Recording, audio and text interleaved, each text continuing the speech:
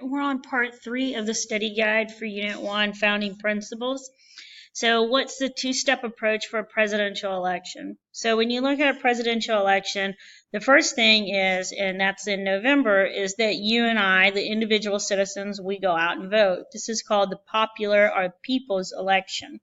Now, once we're done voting, what's going to end up happening is our vote is going to tell our electors in our state how to vote in the Electoral College. And officially, the Electoral College votes in December. But what it means is the Electoral College is made up of your senators and your House of Representative members. So then those 15 people are going to then vote on the president. So if the presidential candidate, wins the state of North Carolina, he's going to get all, or she's going to get all of the 15 votes from the state. This is a modern day electoral map. Today, you need 270 of these electoral college votes to win. It is possible to win the people's vote, to get the most people's vote, but not win an electoral college. And we've seen that several times in history with the presidential election. So the president has to win an electoral college. So if you notice, anytime a president does an election, like when they're running, they normally go to populated states with these numbers of electoral votes. So like everybody wants to go to California, because if you get California, that's 55 of the required 270 votes to win an electoral college. Same thing with like Texas, but Texas is typically a Republican state. Like it always seems to go Republican in a presidential election, but you might want to go there and see if you can get those 38 votes. Same thing with Florida here. Florida's got 29. A lot of presidents go there, New York, you name it. So they go to the big states because if you win some of the big states, you can win the whole presidential election, okay? So the next question, number 17, why did the Founding Fathers create that two-step approach for a presidential election? To ensure that the people would get the election correct. So one of it is kind of like an insurance plan. It's a fail-safe. So if the people get the vote wrong, technically the Electoral College can vote differently. And today there's 538 Electoral College votes. That's a lot easier to count than like 200 million people who live in the country. States run elections, not the federal government. So when you go and vote in November, if you're able to, it's not the federal government that's doing the elections. It's the state of North Carolina that does it. The state of North Carolina then reports their findings, their like results to the federal government. And that's what gets reported on like election nights and stuff. It's really the states run the elections. And so it just made it easier when you're talking about the late 1700s and you're trying to get election results very quick. Today things are a lot, different because you got all the technology and stuff, but it's just the way that it is done in the Constitution. So if you wanted to change the Electoral College, if you wanted to change the presidential election, you'd have to change the U.S. Constitution, and that would take an amendment. Okay. So number 18, who, Federalists or Anti-Federalists, and you just have to put like a check mark under the appropriate column.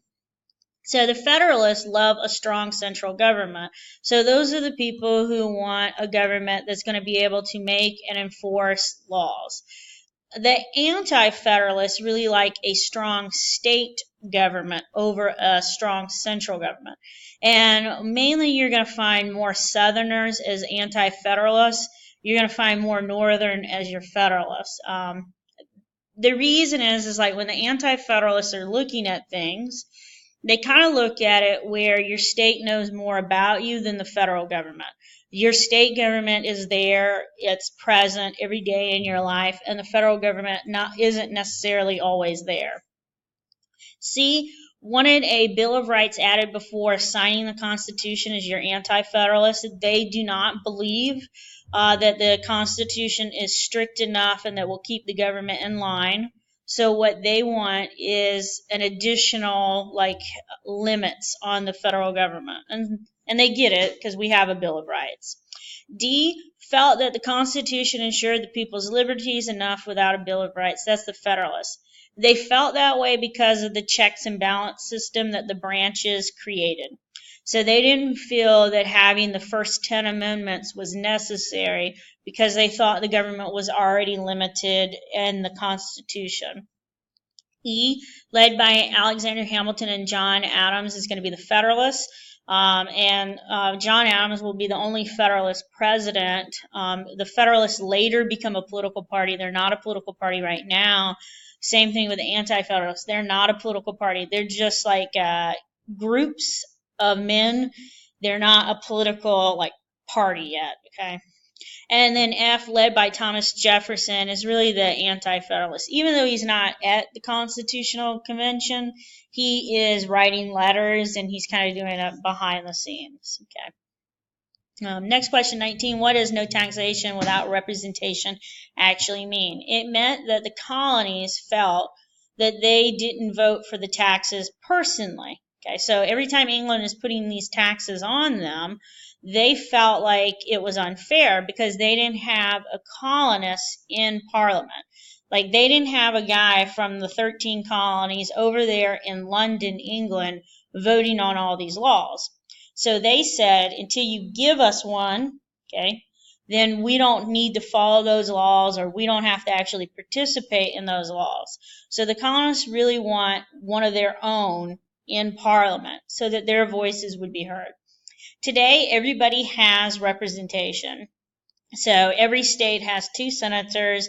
The representative part varies. Like North Carolina has 13 House of Representative members, and we have 2 senators. So when people say no taxation without representation, today that would not be accurate because today you do have representatives. Number 20. How do the colonists show their displeasure of British taxation policies? And there's 3 things they did. They protest, think the Stamp Act Congress, so they wrote all those nice letters talking about how it was going to hurt their economy.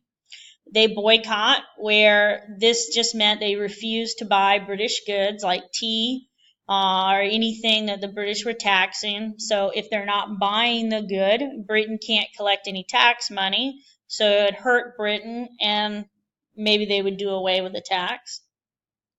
And the last thing they use is violence. So think Sons of Liberty with violence. They're the ones that did that Boston Tea Party. They're very active the day of the Boston Massacre where the 5 colonists die. But they are the guys who would just go and resort to violence. But these are 3 things the colonists do to show that they hate, they dislike the British tax policies. Number 21, you have to name the causes of the American Revolution. So I did a description, and then you have to give me the cause, okay?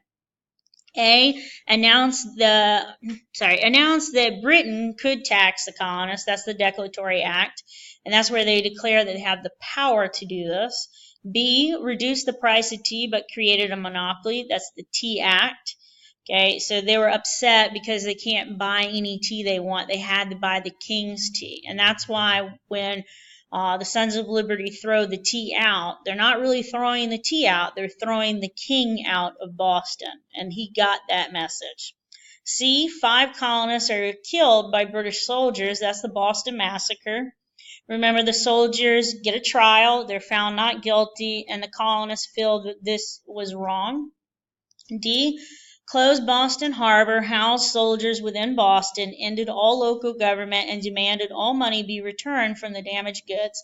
That's the intolerable or the coercive acts. He's trying to make them break. The king wants the colonies to break. He wants Boston to give up the Sons of Liberty, to pay him back, and if they do that, then they'll be, good, loyal subjects again.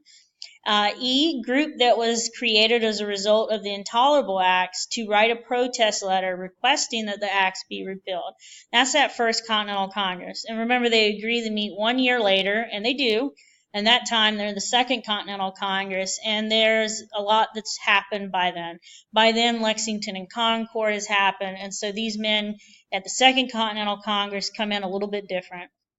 F, they repealed due to protest by Congress, boycott, and violence, but shows the colonists that if they continue this, they can get their way. That's the Stamp Act. And remember what I told you, it's kind of like that spoiled child.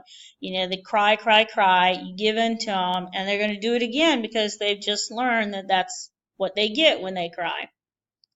So G threw the king's tea into the water, costing the crown millions of dollars. That's the Boston Tea Party. It's the Sons of Liberty who do it. H used Paine's arguments to formally separate the colonies from England. That's the Declaration of Independence.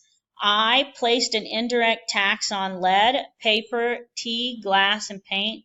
That's the Townshend Acts, and that was that indirect tax. It's built into the cost of the item.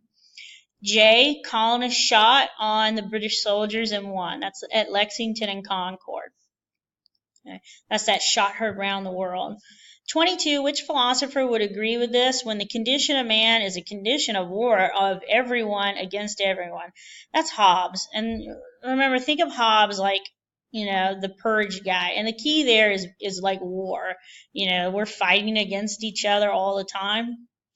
Next one, 23. Which philosopher would agree with this? When the legislative and executive powers are united in the same person, are in the same body of magistrates, there can be no liberty because apprehensions may arise, at least the same monarch or senate should enact tyrannical laws to execute them in a tyrannical manner. It's because he's talking about the same person, same body, and he's saying a monarch is an executive, okay? And he's talking about magistrates, that's judicial, that's your actual judicial branch. Then he's talking about making laws. This is Montesquieu. He's talking about the three branches. He's just not actually saying it like legislative, executive, judicial. But he does tell you legislative and executive. And whenever you see that, you kind of have to think about Montesquieu and his three branches. The next question was question 24. Which philosopher would agree with this? Government has no other end but the preservation of property. That's Locke. That's his natural rights. Remember, life, liberty, and property. And the last question, 25, is which philosopher would agree with this? We hold these truths to be self-evident that all men are created equal, that they are endowed by their Creator with certain unalienable rights, that among these are life, liberty, and the pursuit of happiness. That's going to be Jefferson, and that's his unalienable rights. So he gives you that clue, unalienable rights. Then you saw life, liberty, and pursuit of happiness. So that should include your brain into Jefferson. And this is Jefferson writing in our Declaration of Independence. And that's his signature.